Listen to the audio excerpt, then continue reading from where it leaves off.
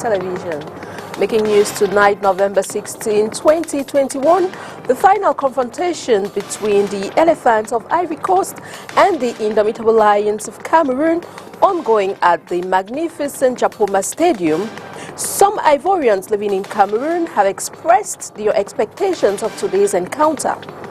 Plus, the National Road No. 3 Alpha Detachment Control Unit has intensified checks on this road to reduce the rate of accidents, especially as the year gradually draws to an end. This story is in full and much more will be yours in a short while. Good evening, ladies and gentlemen. Thanks for joining in on the 8 p.m. Baluga Primetime Newscast on Spectrum Television. We'll start right away in the French language with Makeda Lidi. Bonsoir Makeda. Bonsoir Christelle Assec, mesdames, messieurs, bonsoir. Nous le disions il y a un instant, le Cameroun affronte en ce moment même l'équipe nationale de football de Côte d'Ivoire. C'est dans le cadre de la 6e journée des éliminatoires de la Coupe du Monde de Qatar 2022. Rappelons que le 11 entrant côté camerounais, comme on va le voir sur cette image, est composé d'André Onana, Ntolo Ngande Ongene, Faye, Zambo Wangissa, Onla Moumi Ngamale, Toko Ekambi et Vincent Aboubakar à la pointe de l'attaque camerounaise ce soir. Donc pas d'Éric Maxime Choupo-Moting ou encore de Christian Bassogok en début de cette rencontre. Match Cameroun-Côte d'Ivoire, la tension donc est palpable, comme vous l'avez sans doute remarqué dans les rues de la ville de Douala, aussi bien du côté des supporters camerounais que du côté des supporters ivoiriens. Les fans espèrent en tout cas une victoire de leur équipe ce soir. Léla Renganze. Un aperçu des attentes des Camerounais et Ivoiriens quant à la rencontre de ce soir entre les deux équipes de football.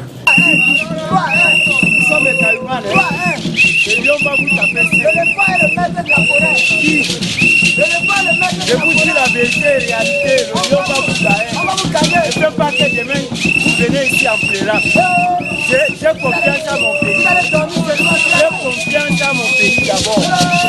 Parce que quand je vois même d'abord la population du Cameroun, mais regardez comme ça, ils sont contents. Ne venez pas chez nous, manger et faire. Il n'y a rien à faire, c'est maïs. Il n'y a rien à faire, c'est maïs. Il n'y a rien à faire, c'est maïs. Il n'y a rien à faire, c'est maïs. Il n'y a rien à faire, c'est maïs. Il n'y a rien à faire, c'est maïs. Il n'y a rien à faire, c'est maïs. Il n'y a rien à faire, c'est maïs. Il n'y a rien à faire, il n'y a rien à faire. Et comme à chaque fois que les lions et les éléphants se rencontrent sur le terrain, la tension est au maximum du côté des supporters. C'est un match à regarder. Vous allez regarder? Oui, là, le mieux c'est de regarder à la maison ou chez un ami. Pour être un peu calme. Parce que c'est un match palpitant. C'est comme une finale. Et pour éviter les surprises, il faut regarder ça à la maison tranquillement avec la famille. Battu au match aller sur le score de 2-1, les Lions indomptables du Cameroun, à en croire les fans, n'ont pas d'autre choix que de s'imposer ce soir. Par rapport à ce match du Cameroun-Côte d'Ivoire, mon tas d'esprit c'est que le Cameroun va battre à 3-1. C'est une victoire au moins de 2-0. La Côte d'Ivoire va perdre. Même si on monte, ils vont perdre. Ça, c'est Douala. Ils vont seulement perdre à Douala. L'autre, on ne discute même pas avec eux.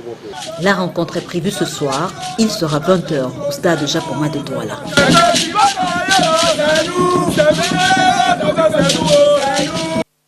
With the final confrontation between the Elephants of Ivory Coast and the Indomitable Lions of Cameroon ongoing at the magnificent Japoma Stadium, Ivorians living in Cameroon on their part have expressed their expectations in this encounter. As the Lions and Elephants battle out for the first spot in Group D, the Ivorian community present in Douala all expect a triumphant win for Ivory Coast. Ces deux pays frères, je pense que le fait va prévaloir. Ce qui va se passer, I think that fair play will prevail. Whosoever wins between Cameroon and Ivory Coast, it's Africa winning. So let the best team win. Je pense que comme les joueurs, on appréhendra de façon sereine le match et que le meilleur gagne. In order to ensure the presence of fans and supporters, the embassy and consulate had taken some dispositions. Nous avons pris les mesures avec nos autorités consulaires. We have taken the right dispositions with our consulate and embassy and authorities present for the match. So we have the Ivorian population. We won't have a large number due to the health crisis, but we are ready to support our elephants. Pour accompagner nos valeureux éléphants à la victoire finale. The winner between these two teams will only be known after 19 minutes of play. We continue this newscast in the French language with Makedali Dignoton.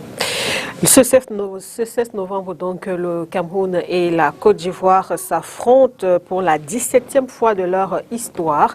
La rencontre compte pour les éliminatoires de la Coupe du Monde de Qatar 2022, comme vous le savez. On va retrouver Orient Donkin qui dresse ici l'historique des matchs entre ces deux nations. La lettre C n'est pas la seule similitude entre ces deux pays. Si les peuples camerounais et ivoiriens se reconnaissent quelque peu dans leurs habitudes, le football est également une discipline qui les rassemble et celle-ci les a amenés à s'affronter sportivement parlant 16 fois. Ce 16 novembre 2021 au stade de Japoma ici à Douala, le match comptant pour les éliminatoires Coupe du Monde Qatar 2022 est la 17e rencontre. Tout commence entre ces deux nations à Khartoum au Soudan. Aujourd'hui, cela fait 51 ans que le Cameroun et la Côte d'Ivoire ont croisé le fer pour la première fois.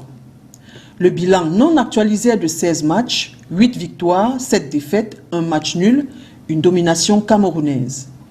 Ces deux grosses pointures du football africain cumulent 7 Coupes d'Afrique des Nations, dont 5 pour le Cameroun et 2 pour la Côte d'Ivoire. Éternel rival, le Cameroun, tout comme la Côte d'Ivoire, logé dans la poule D, lutte pour la première place. Au match aller en Côte d'Ivoire le 6 septembre dernier, les éléphants sont venus à bout des Lions indomptables sur un score de 2-1. Ce 16 novembre, qui des poulains d'Antonio Conceição et de Patrice Baumel tirera son épingle du jeu? L'information sera connue à Bamendou par Tchan et dans le reste du Cameroun au terme de la rencontre qui se joue en ce moment au complexe sportif de Japoma. Et par rapport à cette rencontre, vous le savez, la circulation est perturbée du fait des mouvements des joueurs, officiels et autres supporters. À cet effet, un point de presse a été donné ce matin par le délégué régional à la Sûreté nationale pour le littoral, Raymond Essogo, dans l'extrait qui va suivre, dresse notamment le plan de circulation lors du match en cours, un plan qui sera également appliqué lors de la prochaine Coupe d'Afrique des Nations de football. On l'écoute. Et je voudrais d'entrée de jeu vous dire que le plan de circulation qui a été arrêté par nos soins pour ce match est celui qui sera également appliqué lors de la CAN Total Énergie 2021. C'est le même plan de circulation, je voudrais que vous le reteniez ainsi. Aujourd'hui, donc, c'est le match Cameroun contre la Côte d'Ivoire. Et évidemment, nous sommes dans la capitale économique.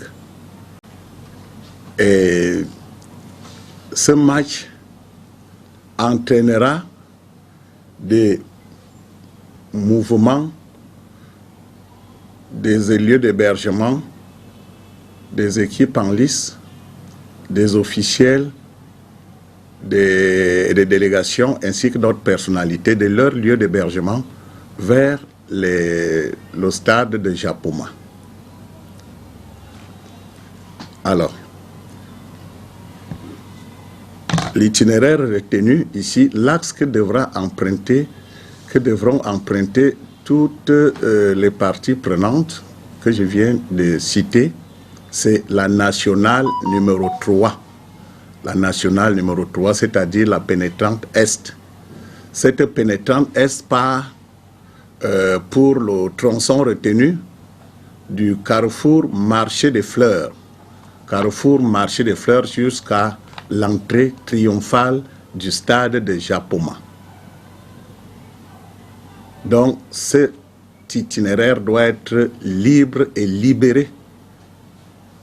Ne devrait circuler sur cet itinéraire que les équipes en lice, les officiels, les délégations concernées et les autres personnalités également concernées pour l'événement. We now talk road security. As the year gradually draws to an end, the National Road Number 3 Alpha Detachment Control Unit has intensified checks on this road to reduce the rate of accidents. Josephine Binzi completes that story for us. Several trucks have fallen short of all road checks as they have been charged with excess speed and overload from Yokaduma to Douala on the National Number 3 highway. The way cars ride on the road, overspeeding, check the technical state of the cars because those are equally causes of the accidents. Driving after taking alcohol, which is equally one of the major cases of accident, and so many other small things, especially the fact that we equally take into consideration the COVID-19. Aside driving drunk, excess speed and violating road security checks require scrutiny on the highway. This driver refused to heed to the call from the Alpha Detachment team. Heavy-duty truck that has been stopped behind me, they are carrying planks that have been sought since from Yokaduma. It is very dangerous because the state of the vehicle can cause other accidents on the way. For example, you imagine somebody carrying planks and the planks are not well tied up in the vehicle. The vehicle is literally unbalanced, it's unstable. It is one-way bent. This is something that can easily cause an accident on the way. I mean easily. Just imagine he has to take a bending corner and there's a case of speeding that he has to avoid. He will just go down and he will not be the only person. A point of interest was also the preventive methods of the COVID-19 cases that we have outside now. The buses, the public transport buses that are passing through this highway, we equally check them and make sure that they are respecting all those rules and regulations. As the year comes to an end, traffic will intensify with new challenges, but the Alpha detachments are keeping a watchful eye on all those who violate the laws of the road. Away from road security, let's now take a listen to Ayok Tabe's lawyer following an update in his case. We've observed that the gendarme officers at Service Central de Recherche Judiciaire at the Secretariat of State for National Defense have been treating our clients and even us so shabbily. We have clients that are in Kondengi today that some OPGs, judicial police officers, collected as much as 450,000 francs from them, telling them that, assuring them that they were going to go and assist them in the military tribunal for them to be set free. You go to visit your client at Service Central de Recherche Judiciaire.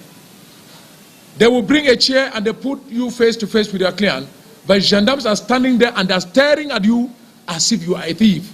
You don't have any confidentiality to discuss with the client. So even people who go to give food to our clients are arrested and detained instead. Prisoners are in prison, and you tell the world that they are contributing money to fund General OPT to collect money in order to kill the military. We are aghast and we are even flabbergasted. We are disappointed. We appeared in court. They were still at Service Central de Recherche Judiciaire. They were not produced to court.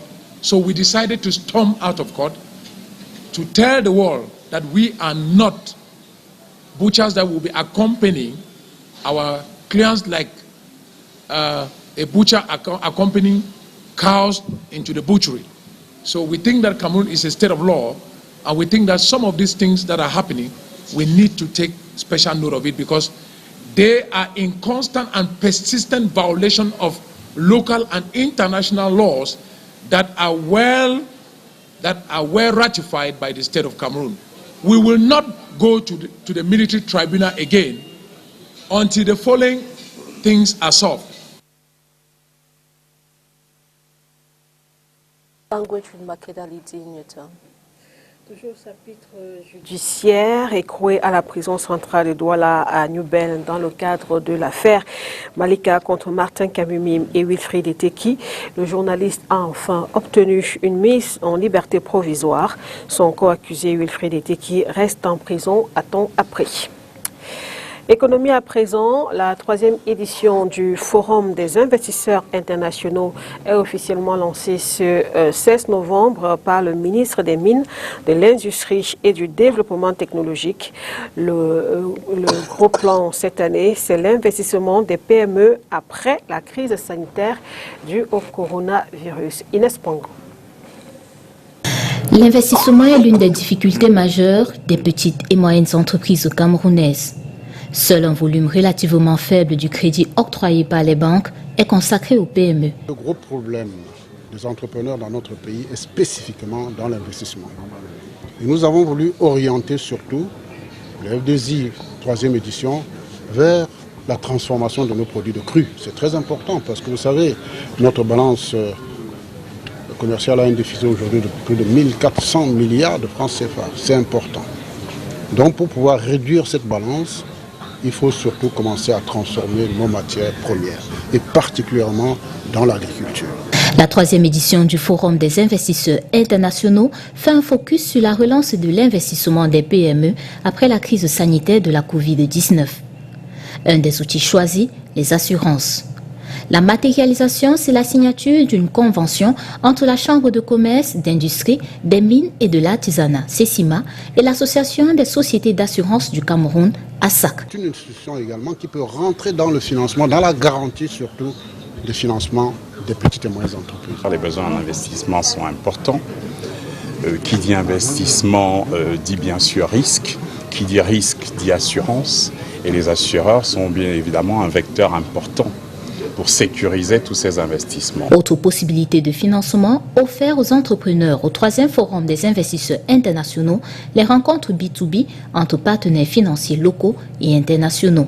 Nous avons suivi que pour cette édition, plus d'une centaine de projets ont été élus pour un besoin en financement évalué à plus de 2000 milliards de nos francs CFA.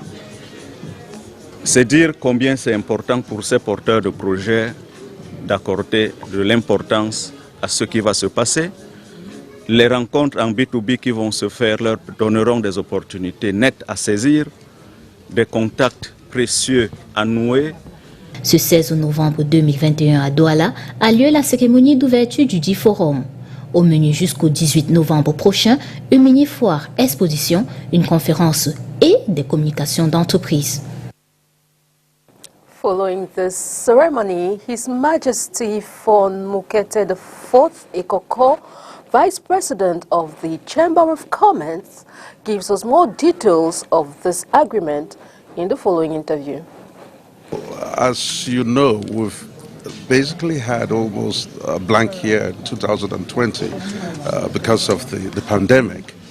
And bringing the entrepreneurial sector back to business, opening the business sector, the economy back again, it's something the Cameroon Chamber of Commerce has been eager to do, to invite the enterprise sector to say, you know, business, we can't just keep complaining about the health difficulties, but we must get back to business. We must revive our economy. And this platform is real action being put into place by the Chamber of Commerce to create a platform where businesses can come up with viable projects, and also we can have access to finance. And it is very important that the Association of Insurers have decided to de-risk this initiative. They've decided to put their support and their weight behind it. And we believe from the presence of also the various international organizations, the World Bank here, the African Development Bank, the IFC, and so on, it shows that the various stakeholders are keen to make sure that business can go on. Parlons d'autre chose à présent dans ce journal. Gestion des problèmes des étudiants. Le ministère des Enseignements supérieurs a ouvert ce jour à Yaoundé le séminaire d'appropriation et de validation du guide méthodologique de l'enquête nationale sur les conditions de vie et de travail des étudiants des universités. Les universités d'État, bien sûr. Sur les retombées attendues de ces travaux, nous vous proposons d'écouter cet extrait du chef de la division de la promotion et du dialogue et de la solidarité universitaire au Minesup. La population estudiantine représente environ 95% de la population estudiantine dans nos campus. Et comme vous le savez très bien, nous avons les enseignants, nous avons le personnel d'appui et bien entendu les étudiants. Le ministre d'État de l'Enseignement supérieur a instruit d'organiser une enquête nationale. Aujourd'hui, si on demande est-ce qu'il existe des données statistiques sur les conditions de vie et d'études des étudiants de nos universités d'État et des instituts privés d'enseignement supérieur, la réponse n'est pas affirmative. Donc, à l'issue du travail de ce séminaire de ce matin, le guide méthodologique sera élaboré. L'année dernière, le questionnaire a été validé par les instances de l'Institut national de la statistique et aujourd'hui, il est question de valider le guide méthodologique afin que les enquêteurs aillent sur le terrain. Et l'objectif final sera de fournir une base de données fiable, irréfutable, qui indique quelles sont les conditions de vie de nos étudiants, quelles sont les conditions d'études de nos étudiants, parce qu'en réalité, il faut se dire une chose, il y a un certain nombre de déperditions académiques dans nos universités d'étudiants qui n'arrivent pas à finir leur cycle d'études. Il est question de savoir pourquoi est-ce qu'ils ne finissent pas leur cycle d'études. Est-ce à cause des conditions de vie relatives au mode de transport, à la santé, à la nutrition, au logement? Est-ce que c'est dû aux conditions de formation? Est-ce que les amphithéâtres, est-ce que les salles de travaux dirigées, est-ce que les places assises sont suffisantes pour tous les étudiants? Il sera question de parcourir l'ensemble des campus des universités d'État, l'ensemble des établissements publics pour en savoir davantage afin de doter notre pays d'un système où les données sont fiables. Nécrologie, le magistrat hors hiérarchie Émile Zéphirin Tsoga est décédé ce mardi à Yaoundé, de suite de maladie à l'âge de 71 ans. Il a été, souvenez-vous, procureur général du tribunal criminel spécial TCS de sa création jusqu'en 2015 où il avait été remplacé par Justine Ngounou Tchakuntio par décret présidentiel. L'escale internationale nous amène ce soir en Ouganda où s'est déroulé ce mardi un attentat suicide qui a fait plusieurs victimes. Nous irons également en Libye ainsi qu'au Kenya. Première étape de la visite du secrétaire d'État américain Anthony Blinken en Afrique subsaharienne. Le résumé de l'actualité africaine, c'est avec VOA. En Ouganda, au moins 3 personnes ont été tuées et 33 blessées dans le double attentat suicide mené mardi matin par 3 kamikazes dans le quartier d'affaires de la capitale Kampala. Les alentours du Parlement ont été placés sous haute surveillance. En Libye, Khalifa Haftar s'est porté candidat à la présidentielle de décembre, 2 jours après qu'un fils de Muammar Kadhafi en a fait de même. Les 2 hommes sont jugés autoritaires et accusés par leurs détracteurs de vouloir instaurer une dictature militaire. Le secrétaire d'État américain Anthony Blinken entame à Nairobi son premier voyage en Afrique subsaharienne, centré sur la revitalisation des démocraties et le changement climatique. Monsieur Blinken visitera jusqu'à samedi le Kenya, le Sénégal et le Nigeria. 6 soldats des FARDC soupçonnés d'être des coupeurs de route qui rackettaient les voyageurs ont été arrêtés dans l'est de la RDC. La région est depuis mai sous état de siège pour tenter de mettre fin aux activités de multiples groupes armés. C'est la fin de ce journal, mesdames, messieurs. Merci de l'avoir suivi. Bonne soirée à vous. Au revoir, Christelle Asek.